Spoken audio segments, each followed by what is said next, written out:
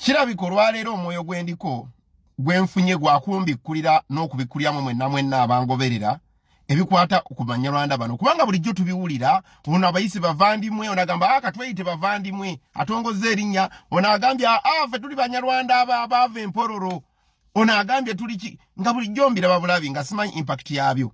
Era wano nzijukidde n'okugiganyira mukwano gwange tubeera naye wano eno mu mawanga yaŋŋamba nti nze ni Munyarwanda.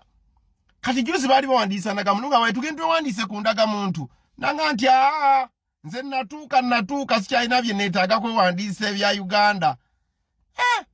Naye bulijjo nga sikitegera naye katulwaliro nkitegedde nti ffe nga bannayuganda bannansango bakaawoka dda tuba twagala okwewandiisa tukonektingene eggwanga lyaffe tulirwanirire oba tulitaase ng'ate ye y'omunalwanda ye wano amanyi nti yawummulirawo buwummulizi naye ewaabwe aba amanyiyo. Kati ng'okulwana bw'amala okujja eno gye yatuuka mu nsi mawanga tekimukola makulu ate kulwana kwewandiisa Uganda, alina kulwana kufuna buno obutuuzi oluusi obwazina ensi. Okitegeera nengattako n'akatambi k'omuvubuka omu yagamba nti yeewuunya Abanyarwanda be bantu abatambula ne bava mu nsi yaabwe nga tebagenda kuddayo nga bo bavuddeyo baviiriddeyo ddala. Otegeera ekigambo ekyo? So Abanyarwanda nga mutambula okuva mu nsi yammwe muwe ekitiibwa abantu be musanga mu nsi zaabwe era mubarecognizinge nga nze bwe sisobola kati kusanga bano basajja bazungu ate ne njagala mbakikinaleko. Okitegeera oba nkola ekintu ekitajja bulungi mu nsi yaabwe. Okitegeera kubanga ne bwe naabanze nga ndi Uganda ate mbasaagala muntu mugwira atajja akinale ku ggwanga akola ebintu bitajja bulungi mu nsi yaffe.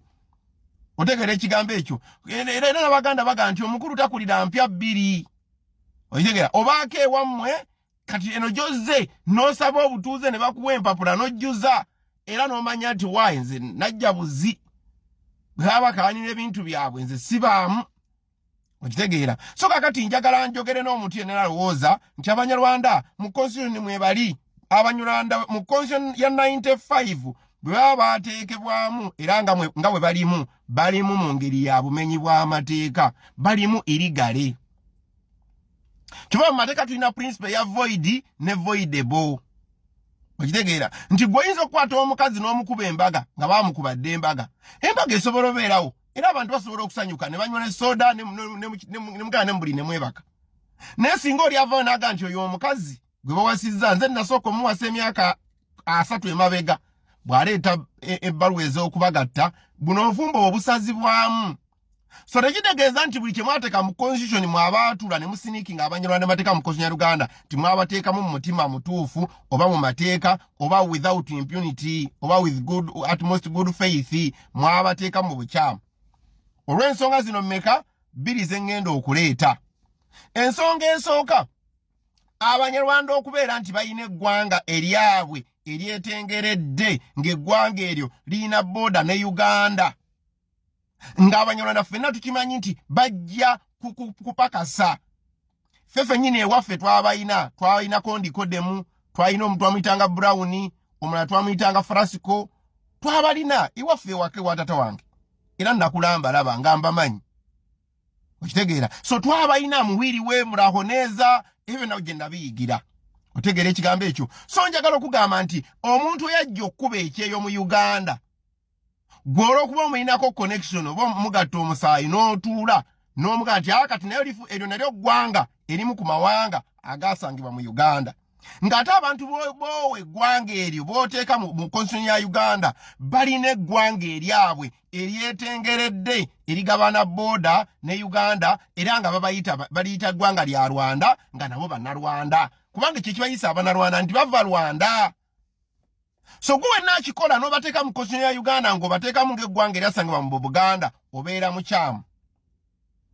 Kakati waliwo ensonga ey'okubiri eno nti waliwo amawanga ge tuyitaga cross border nations nti abazungu baali batematema Uganda nga bagiwa ensalo zaayo amawanga agamu gaabalema okukuumira ebweru mu ggwanga erimu.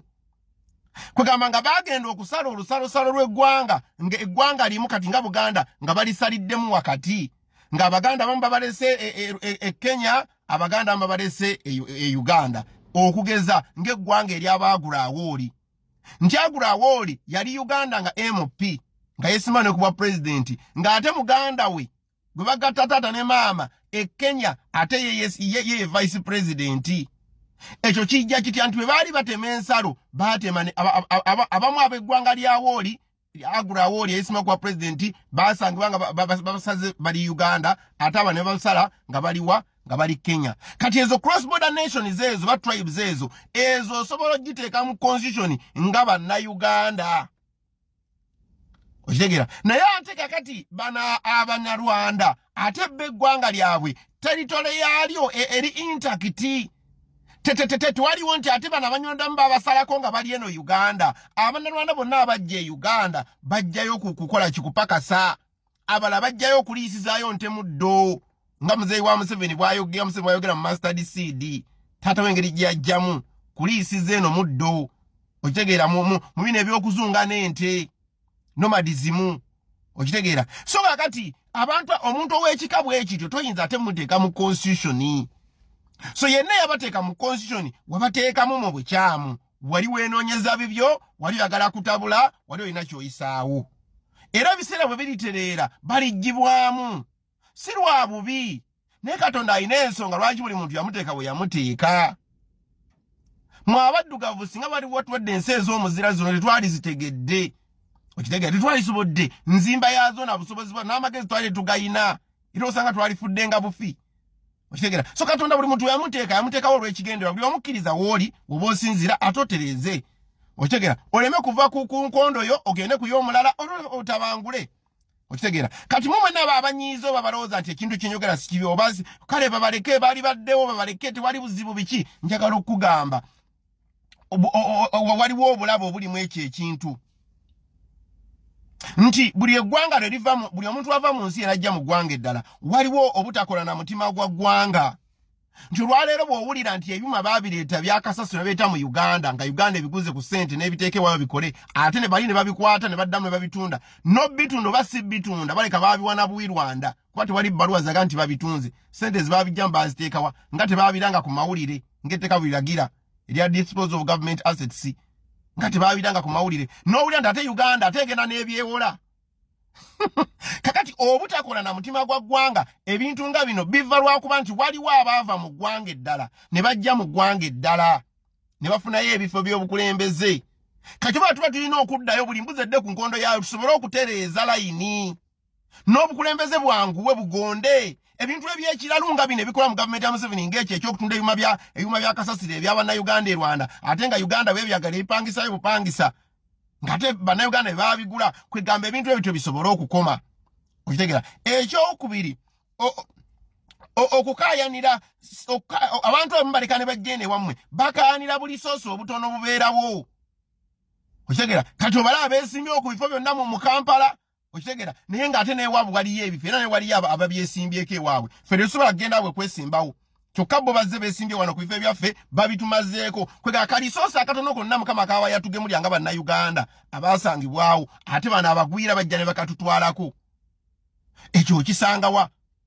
Okitegeera ekyo okisangawa. Ekirala nti omugwira bw'ajja mu nsi yammwe n'afuna obutuuze kiteekawo obulumi eri bannansi abamulaba ng'akinagguka kiteekawo obunkenke nti baba temamatira olubeera babeera beemulugunya bannansi buli balaba omugwira ng'akinagguka ng'ali mu bifo byabwe ng'amaamidde ssente ng'ali mu kuvvoola ng'akola ensobi ng'amiisa loketi nga lisoosezza eggwanga lyatazaalu eritali lya nsibuko ye.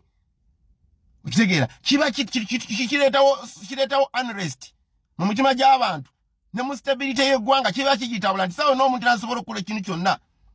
Okitegeera yennyera ya Mukama lyebazibwe. So n'ekirala kyendabye abantu bano abagwira bwe bategeera nti bo bagwira wano si we baazaalibwa si we basibuka bakozesa amaanyi mangi kubanga bo baba ku offensive babanga ttiimu nga mwagikubya dda goolo 2 nga tompiragulako eddakiika 3 kati ate bolo kwaba ine eyo stigma eyo y'okuba nti manyi bo si baawo bakozesa amaanyi mangi okwekizatinga nti baawo oba okwenyweza mu nsi eyo mwe baba bali nga basosola abalala bo okusobola okwenyweza ekintu ekireeta obunkenke mu ggwanga. So twagala ebintu ebyo bikome 2026. Ekirala naye Abanyarwanda muli baddembe ofuna obutuuze ne mubugula era ne mumanya ne mukoma ne mwewandiisa ne mufuna season era ne mumanya ne mukoma okitegera nebyo okutabangula eggwanga ebintu bitukoye